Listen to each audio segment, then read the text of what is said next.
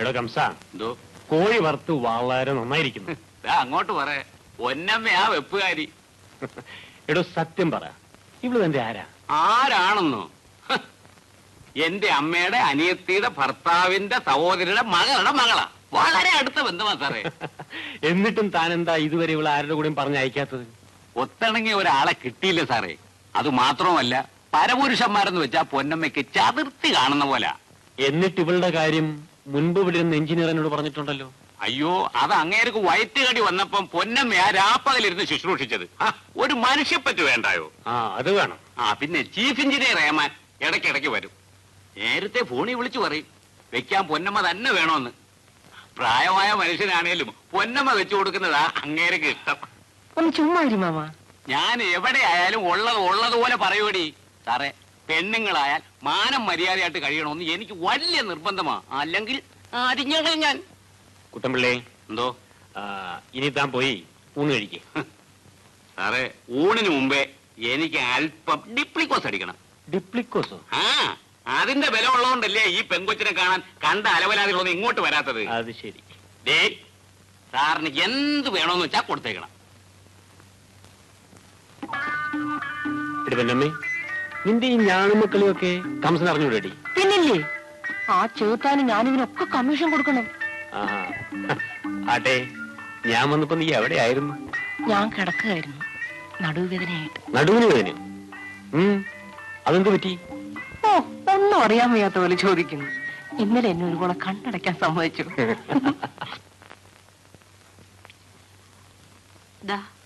പാല്.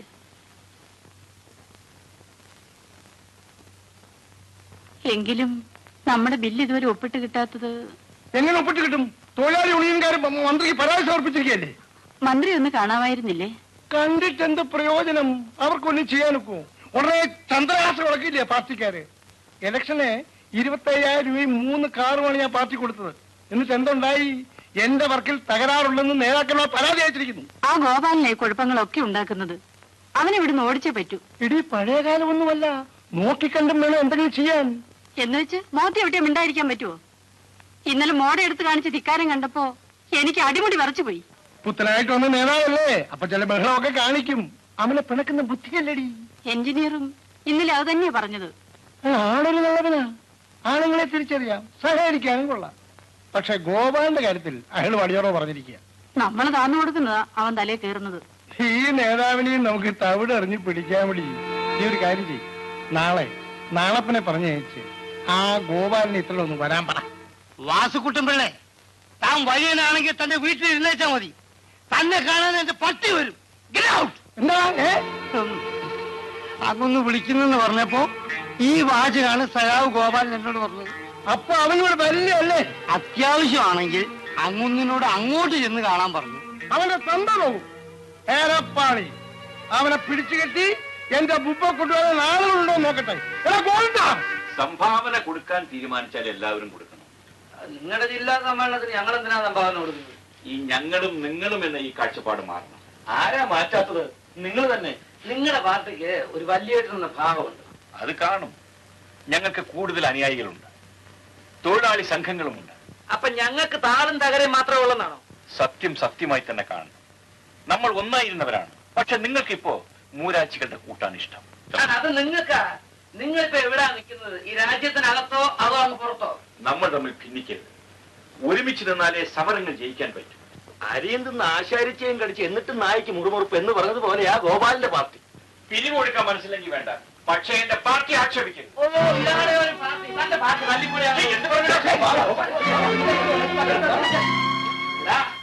ആളാണെങ്കിൽ നീ ഇതിനകത്ത് ഇരിക്കുന്നിടത്തോളം കാലം ഈ ആഫീസിനകത്ത് ഞാൻ കാലുകുത്തും.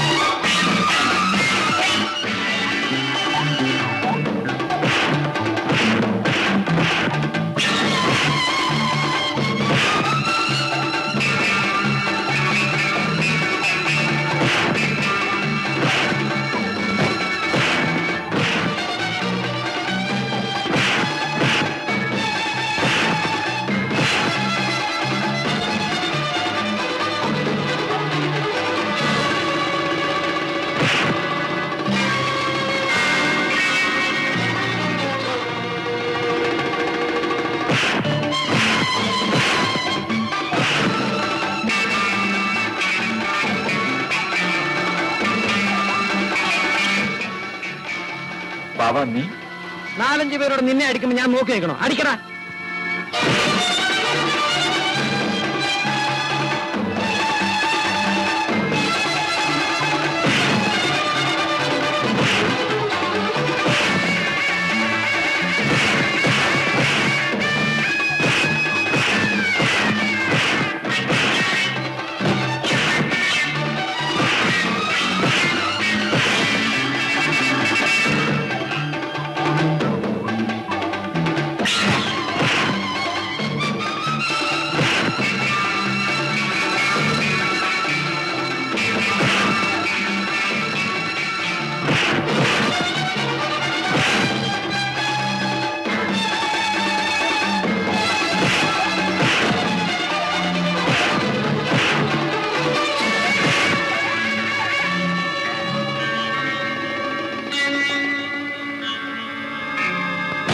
സത്യം പറയടാ, നിങ്ങൾ ആരാ അയച്ചത്? പറയടാ. ഗോപാലിനെ പിടിച്ചു കെട്ടിക്കൊണ്ടുവരാൻ വാസുകുട്ടൻ മുതലാളി പറഞ്ഞു വെച്ചതാണ്. ഗോപാല, നിന്നെ കാണാൻ മുതലാളി കാത്തു നിൽക്കുകയായിരിക്കും. നേരാ, ഞാൻ പോയി ഒന്ന് കണ്ടുകളയാം.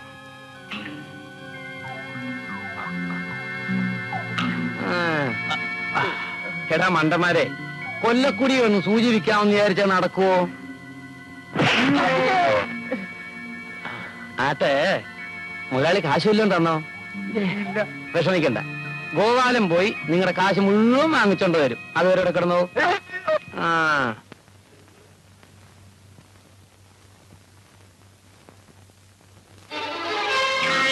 പിടിച്ചു കെട്ടിക്കൊണ്ടുവരാൻ ആളെ അയച്ചിരുന്നു? ഞാനാരെ അയച്ചില്ല. അത് പറയരുത്. ചെയ്ത കാര്യം ചെയ്തു എന്ന് പറയാനുള്ള ചങ്കൂറ്റം വേണം, അല്ലെങ്കിൽ ചെയ്യരുത്. സാറ് പറഞ്ഞയച്ച ചട്ടമ്പിമാരെ പിടിച്ചു കെട്ടിയിരിക്കുകയാണ്. വേണമെങ്കിൽ ഇപ്പൊ അഴിച്ചു വിട്ടു. നീ എന്നെ ആക്ഷേപിക്കണോ? ആക്ഷേപിക്കാൻ നിങ്ങൾക്ക് ആണത്വം വേണ്ടേ? ഒരു കൺട്രാക്ട് ഇറങ്ങിയിരിക്കുന്നു. ലോകത്തുള്ള ആളൊക്കെ നിങ്ങൾ അടിമകളാണോ നിങ്ങൾ വിചാരിച്ചിരിക്കുന്നത്? ഇത് ഞങ്ങളുടെ യുഗമാണ്, തൊഴിലാളികളുടെ യുഗം. പഴയതുപോലെ ചവിട്ടാൻ കാലുപൊക്കിയാലുണ്ടല്ലോ, ആ കാല് ഞങ്ങൾ വെട്ടിക്കളയും. സാറോ, ആ കോപ്പേ എടുത്തെടുത്ത് നിങ്ങൾ വെച്ചാട്ടെ.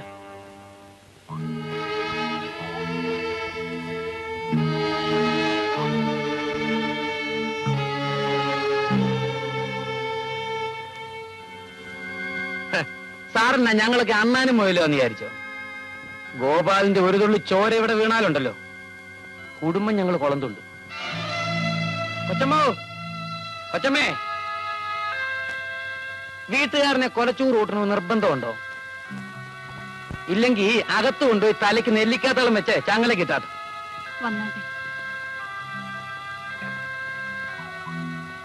നീ എന്തിനിവിടെ വന്നു? എന്താ പിടിച്ചില്ലേ?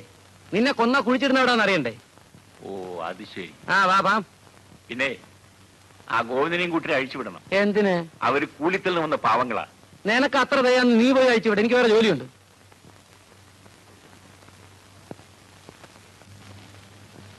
ഒന്ന് എളുപ്പമാട്ടെ രാജലക്ഷ്മി. 6 മണിക്ക് തുടങ്ങുമെന്ന് അനൗൺസ് ചെയ്തിരിക്കുന്നത്.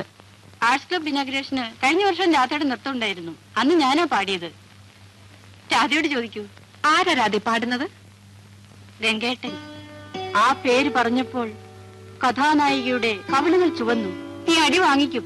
ഓഹോ, എങ്ങനെ പാട്ടുപാടാണോ ഇവള് രാധയായിട്ട് ഒരുങ്ങുന്നത്? എടി വൃന്ദാവനമേ, രാധയ്ക്ക് അങ്ങോട്ട് മാത്രമേ പ്രേമമുള്ളോ അതോ കൃഷ്ണൻ ഇങ്ങോട്ടും ഉണ്ടോ? കൃത്യമായിട്ട് അറിയാൻ വയ്യ. പാട്ടുകാരനും കവിയും ആയതുകൊണ്ട് നടപ്പ് പ്രേമം 4-5 എണ്ണമെങ്കിലും കാണും. മത്സരിച്ചാൽ രാധയ്ക്ക് ലിസ്റ്റിൽ ഫസ്റ്റ് റാങ്ക് കിട്ടുമോ? അവളുടെ ശ്രമം പോലെ ഇരിക്കും. ഒന്ന് മതിയാക്കിനിട്ട് കിളിയല്ലേ. സുനന്ദേ, പയ്യന് വേണമെങ്കിൽ അങ്ങോട്ട് തട്ടിയിട്ട് തരാം. പക്ഷേ പാവപ്പെട്ടവനാ, പാട്ട് മാത്രമേ ഉള്ളൂ. എങ്കിലും ഒന്നുണ്ട്, വലിയ കഞ്ചാവല്ല. അയ്യോ, മേക്കപ്പ് ഇതുവരെ കഴിഞ്ഞില്ലേ? ഒന്ന് വേഗമാകട്ടെ, മീറ്റിംഗ് കഴിഞ്ഞു. വരുന്ന my dear coworkers and students, please, കലാപരിപാടികൾ ആരംഭിക്കുകയാണ്. ഇതിൽ പങ്കെടുക്കുന്ന എല്ലാവരും നിങ്ങളുടെ സഹപാഠികളാണെന്ന് ഞാൻ പറയേണ്ടതില്ലല്ലോ. ആദ്യത്തെ ഐറ്റം രാധാകൃഷ്ണ നൃത്തമാണ്. അവതരിപ്പിക്കുന്നത് മിസ്റ്റർ ഗംഗനും കൂട്ടുകാരികളുമാണ്. നിങ്ങൾ അച്ചടക്കത്തോടെ ഇരുന്ന് ഈ പരിപാടികൾ വിജയിപ്പിക്കണമെന്ന് ഞാൻ അഭ്യർത്ഥിക്കുന്നു.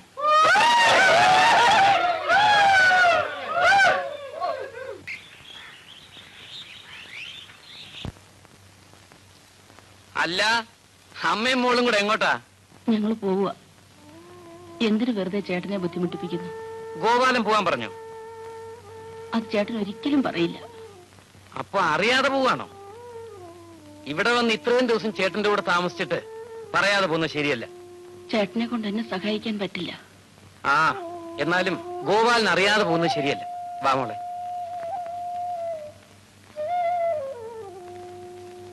എടാ കുട്ടാ, എന്നെ ശമ്പളം കിട്ടിയില്ലോ? കിട്ടിയല്ലോ. പിന്നെ ഇവിടുത്തെ പറ്റി തീർക്കാത്തത്? കിട്ടിയത് ഡിപ്ലിക്കോസുകാരന് കൊടുത്തു. ഇനി ഇത്തിരി വെട്ടുവേലി വരാനുണ്ട്, അപ്പോഴും തരാവണ. എടാ നിന്റെ ഈ ഡിപ്ലിക്കോസ് അടി നിർത്തിയല്ലാതെ നീ ഗതി പിടിക്കത്തില്ലടാ. എന്നാ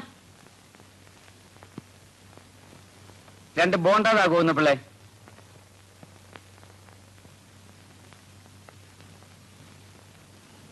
ബാവാ, ഇതാരാ? ഇത് നമ്മുടെ ഗോപാലന്റെ ഉടപ്പിറന്നോളും കുഞ്ഞുവാ. ഗോപാലിന് സ്വന്തക്കാരും ബന്ധുക്കളൊക്കെ ഉണ്ടോ?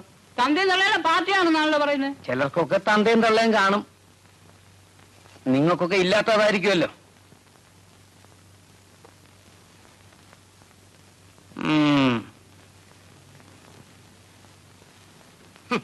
ചേട്ടാ, അവൻ നമ്മക്കിട്ടൊരു വെപ്പ് വെച്ചിട്ടാണല്ലോ പോയത്. അവൻ വയ്ക്കുന്നവനാടാ.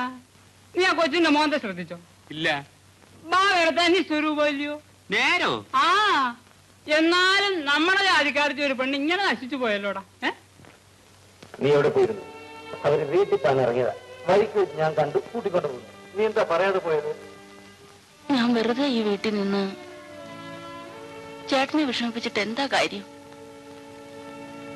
പോലെ പാർട്ടി ബന്ധങ്ങൾ പോലെ കുടുംബ ബന്ധങ്ങളും വലുതാ, അത് നീ മറക്കരുത്.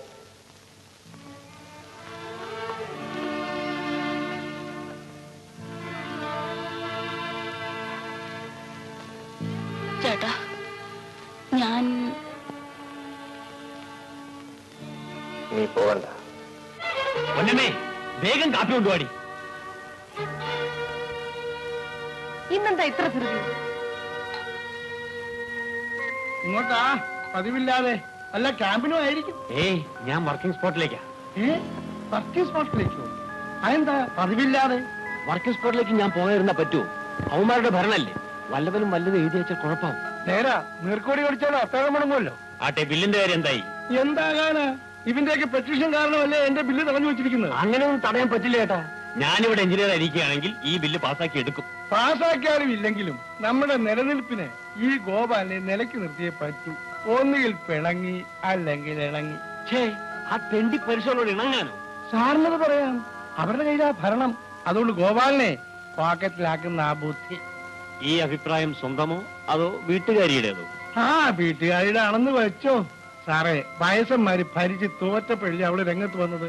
അപ്പൊ പെൺബുദ്ധി എന്ന് പറ. സാറേ, പെൺബുദ്ധി പൊൻബുദ്ധി എന്നല്ലയോ? ഇപ്പൊ പെൺബുദ്ധിയല്ലേ ജയിച്ചിരിക്കുന്നത്. Sir working സ്പോട്ടിലേക്കാണോ? എന്നാ വാ.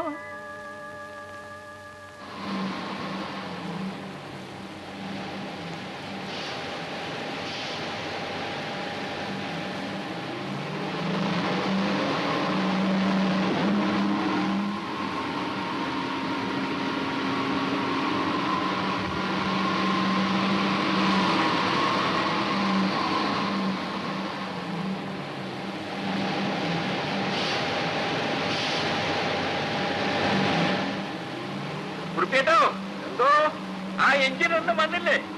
സാറ് രാവിലെ വന്നതാണല്ലോ. ഞാൻ ഇവിടെ തന്നെ ഉണ്ടോ? ആഹാ, സാറ് രാവിലെ സൂപ്പർവിഷൻ വേണ്ടി വന്നല്ലോ. വളരെ സന്തോഷം. അപ്പൊ നമ്മൾ വിളിച്ചാലും സാറ് വരും.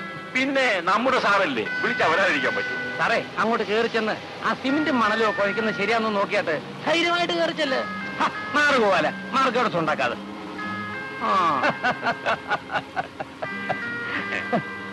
ഗോപാല, എനിക്കൊരു കാര്യം പറയാനുണ്ട്. എന്തുവാ? ഒന്നിങ്ങോട്ട് വന്നാട്ടെ.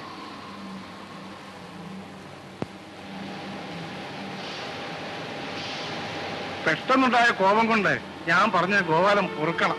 കോപം ആർക്കും വരും സാറേ, എനിക്കതിൽ പരിഭവമില്ല. എന്റെ ബില്ല് മാറി കിട്ടിയിരുന്നെങ്കിൽ നിങ്ങളെ കുറിച്ച് ഞാൻ തീർത്തു തരുമായിരുന്നു.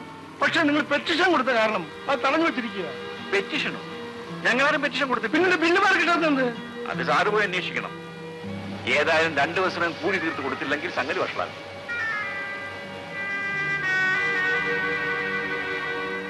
ഗോപാല, ഞാൻ ആകെ വിഷമത്തിലാണ്.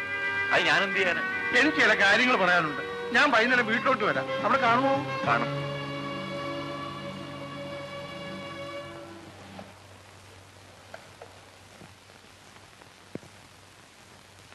ഗോപാല, ഗോപാല, ആരാണ് നോക്ക? ഗോപാലിന്റെ ഇല്ലേ? ചേട്ടൻ കഞ്ഞി കുടിക്കുക. ആ, അങ്ങനെ ടീ കുടിച്ചാലോ? അല്ല സാറോ ഇവിടെ ഇരിക്കാനുള്ള ഞാൻ ഇവിടെ നിന്നുള്ള ഞാനും വളരെ പാവപ്പെട്ടവനായിട്ട് ജീവിതം ആരംഭിച്ചതാ. കാലം നിങ്ങളാവൊക്കെ ഇന്നലെ ഉണ്ടായിരുന്നു. അപ്പൊ ഈ കൂലി കുടിശ്ശിയ കാര്യങ്ങളൊക്കെ എങ്ങനെ തീരുമാനിച്ചു? അത് പറയാനാ ഞാൻ വന്നത്. ഒരു 25,000 രൂപയെങ്കിലും ഇല്ലാതെ പാർലമെന്റ് ഉള്ളും കൊടുക്കാൻ നിർത്തിയില്ല. ഞാൻ എന്റെ കാറ് വിൽക്കാൻ ഏർപ്പാട് ചെയ്തു. ഒരു 2-3 ദിവസത്തേക്ക് ക്ഷമിക്കാൻ ഗോപാലൻ തൊഴിലാളികളോടൊന്ന് പറയണം. സാറിന് അറിഞ്ഞുകൂടാ, അന്നന്ന് കിട്ടുന്ന കൂലി കൊണ്ട് ജീവിക്കുന്നവരാണ് തൊഴിലാളികൾ. ഇനി അവധി പറഞ്ഞാൽ അവർ കേൾക്കുമെന്ന് എനിക്ക് തോന്നുന്നില്ല. തീർച്ചയായിട്ടും ഗോപാലൻ പറഞ്ഞാൽ അവർ കേൾക്കും. ദൈവത്തെ ഓർത്ത് ഗോപാലൻ എന്നെ ഒന്ന് സഹായിക്കണം. കൺട്രാക്ട് സാറേ, കൺട്രാക്ട് സാറേ, ഇന്ന് 5 മണിക്ക് കൂലി തരാമെന്ന് പറഞ്ഞിട്ട് ആഫീസിൽ ചെന്നിട്ട് ആരെയും കണ്ടില്ല. സാറിന്റെ വണ്ടി റോഡിൽ കിടക്കുന്നത് കണ്ടുകൊണ്ടാണ് ഞങ്ങൾ ഇങ്ങോട്ട് വന്നത്. ഞങ്ങൾക്ക് കൂലി തരണം. ഗോപാല, നീ ഒന്ന് പറ. കോൺട്രാക്ടർ സാറ് അല്പം വിഷമത്തിലാണ്. അദ്ദേഹത്തിന്റെ ബില്ല് മാറി കിട്ടിയില്ലെന്ന് നമുക്ക് എല്ലാവർക്കും അറിയാമല്ലോ. കുറച്ച് പണം കടമെടുക്കാൻ ശ്രമിച്ചു, അതും കിട്ടിയില്ല. അതുകൊണ്ട് നിങ്ങൾ കുറച്ച് ദിവസത്തേക്ക് ക്ഷമിച്ചേ പറ്റൂ. നിങ്ങൾ എന്തിനാ ഏക്ക് വേണ്ടി അവതാ പറയുന്നത്? അദ്ദേഹത്തിന്റെ ബുദ്ധിമുട്ട് നമ്മൾ മനസ്സിലാക്കണ്ടേ? 2 ദിവസത്തേക്ക് കൂടി ക്ഷമിക്കൂ, അദ്ദേഹം കൂടി തീർത്തു തരും. ബാവാ, എന്താ വേണ്ടത്? എന്താ വേണ്ടതെന്നോ? നിങ്ങളുടെ നേതാവ് വലിയ കൺട്രാക്ടിന് വേണ്ടി ശുപാർശ ചെയ്യുന്നത്. പോയി ഉണ്ടേ ചേർന്ന് ഉറങ്ങടാ. ഗോപാല, ഈ ഉപകാരം ഞാൻ ഒരിക്കലും മറക്കില്ല. ഇതൊരു ഉപകാരമാണോ സാറേ?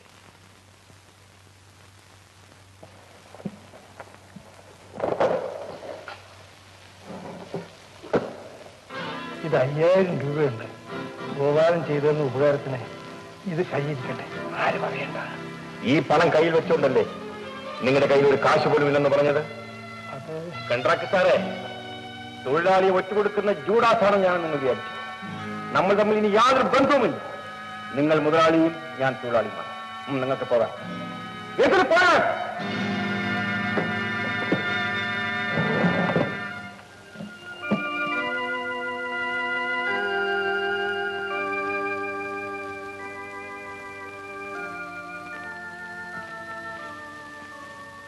ചേട്ടാ, സരോജിനി, ഞാൻ ഈ പണം വാങ്ങിയിരുന്നെങ്കിൽ നിന്റെ ആവശ്യം സാധിക്കുമായിരുന്നു എന്നല്ലേ നീ പറയാൻ ഭാവിച്ചത്?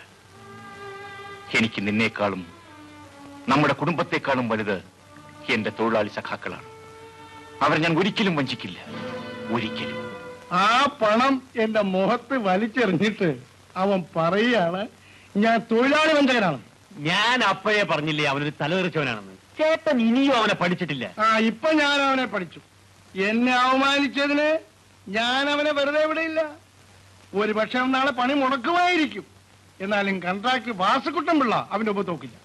ചേട്ടാ, ഇവിടെ പണി മുടക്കിയാൽ കുന്നപ്പുഴ പാലത്തിന്റെ പണി ഉടനെ തുടങ്ങണം. അതിന് സിമെന്റ് കമ്പി ഇതുവരെ കിട്ടിയില്ലല്ലോ. ചേട്ടന്റെ സിമെന്റും കമ്പി തന്നെയല്ലോ ഇവിടത്തെ ഗോഡൌണിലിരിക്കുന്നത്. ലോറി കൊണ്ടൊന്ന് കയറ്റിയിട്ട് പോണം. കാര്യം കൊള്ളാം, പക്ഷെ അവന്മാര് തടഞ്ഞാലോ? തടയട്ടെ, തടയണം. അപ്പോഴല്ലേ കളി മാറുന്നത്. സാറേ, അവന്മാർക്ക് കൂലി കുടിശ്ശികയുണ്ട്. ആ നിലയ്ക്ക് ചേട്ടാ, കണക്കുകൂട്ടൽ തെറ്റിയാൽ ഉടനെ അടവ് മാറ്റണം. യുവന്മാരുടെ മുന്നിൽ തോൽക്കുന്നത് അപമാനമാണ്. ആ ഇരപ്പാളികളുടെ മുമ്പിൽ ഈ വാസുക്കുട്ടൻ പിള്ള തോക്കാനോ? അന്ന് കാക്ക മലന്ന് പറഞ്ഞു. നീ പോയി വിസ്കി എടുത്തിട്ട് വാ. ഓ, ഇന്നെന്താ നേരത്തെ തുടങ്ങാൻ പോവാണോ? പോയി എടുത്തിട്ട് വാടി.